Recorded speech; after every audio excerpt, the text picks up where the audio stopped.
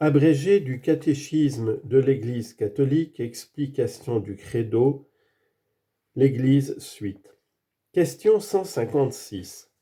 De quelle manière l'Église est-elle corps du Christ? Réponse. Par l'Esprit Saint, le Christ mort et ressuscité unit intimement à lui-même ses fidèles.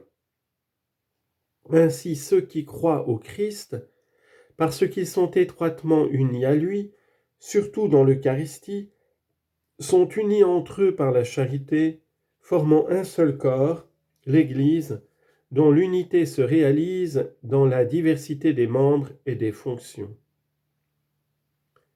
Question 157. Qui est la tête de ce corps? Réponse. Le Christ est la tête du corps, c'est-à-dire de l'Église. Colossiens chapitre 1, verset 18. L'Église vit de lui, en lui et par lui. Le Christ et l'Église forment le Christ total. Tête et membres, une seule et même personne mystique, pour ainsi dire, comme le disent saint Augustin et saint Thomas d'Aquin. Question 158. Pourquoi dit-on de l'Église qu'elle est l'épouse du Christ? Réponse.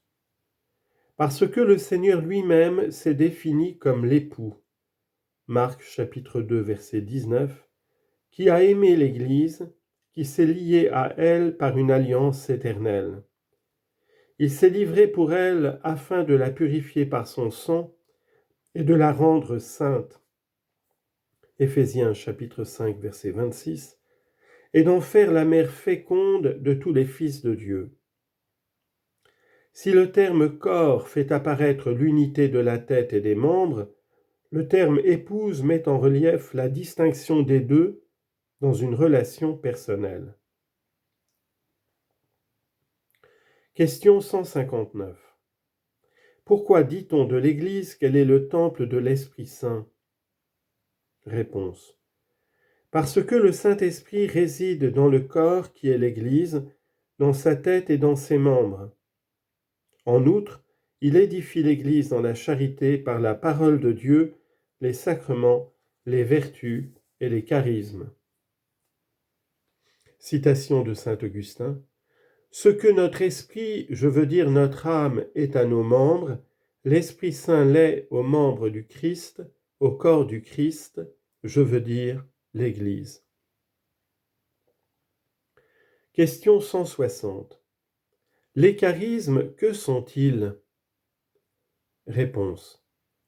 Les charismes sont des dons particuliers de l'Esprit Saint, impartis aux personnes pour le bien des hommes, pour les nécessités du monde, et spécialement pour l'édification de l'Église.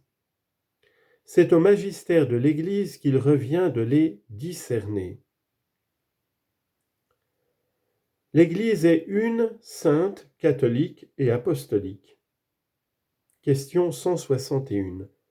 Pourquoi l'Église est-elle une? Réponse. L'Église est une parce qu'elle a comme origine et comme modèle l'unité d'un seul Dieu dans la Trinité des personnes. Comme fondateur et comme tête, Jésus-Christ, qui rassemble tous les peuples dans l'unité d'un seul corps, comme âme, l'Esprit Saint, qui unit tous les fidèles dans la communion dans le Christ. Elle a une seule foi, une seule vie sacramentelle, une seule succession apostolique, une espérance commune et la même charité.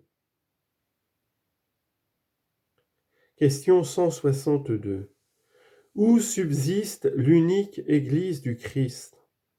Réponse.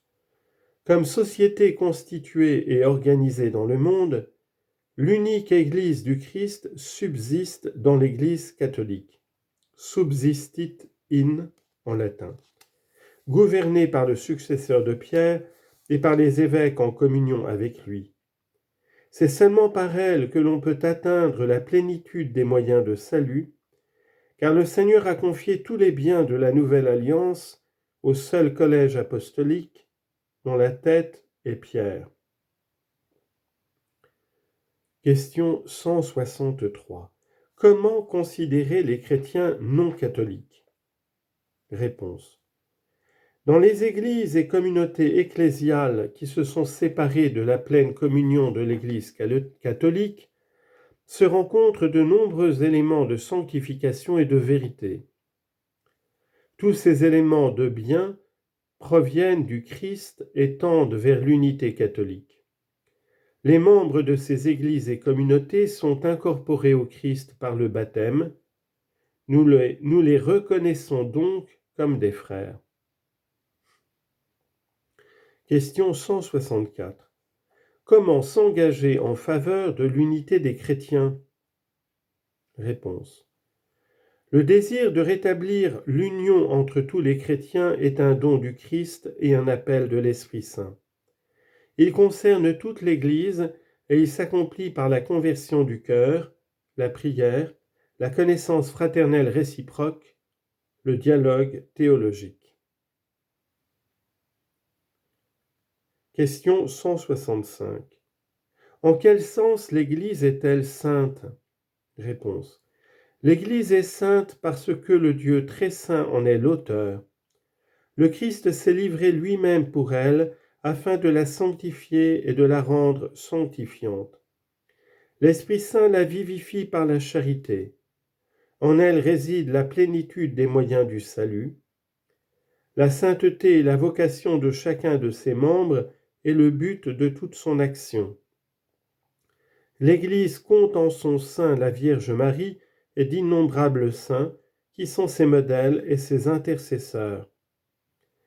La sainteté de l'Église est la source de la sanctification pour ses fils qui, sur la terre, se reconnaissent tous pécheurs et qui ont toujours besoin de se convertir et de se purifier.